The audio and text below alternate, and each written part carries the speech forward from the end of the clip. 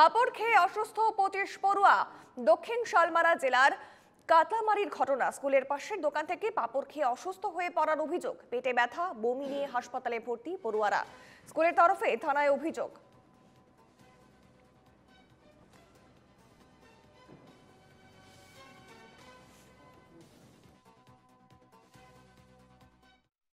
আমার উচ্চ বিদ্যালয়ের সন্মুখতে একটা দোকান আছে, দুটা দোকান আছে। আৰু এটা দোকানৰ পৰা ল'ৰা ছোৱালীবিলাকে পাপড়বিলাক কিনি খাইছে, কিবা কিবি কিনি খাই থাকে প্ৰত্যেক দিন।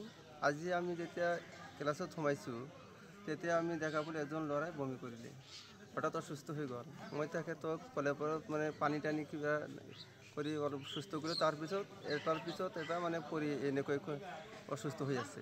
এতিয়া 25 প্লাছ হৈছে, 30 মান হৈছে। আৰু কেইজনমানক আমি ধুবুৰী অসমৰী চিকিৎসা মহাবিদ্যালয়ত পঠাই দিছোঁ। 7-8জন মান পঠাই দিছোঁ, গুৰুতৰভাৱে অসুস্থ হৈ আছে। এতিয়ালৈকে আমি ফোন কৰি জানিব পাৰিছোঁ তেখেতে অসুস্থ হৈ আছে।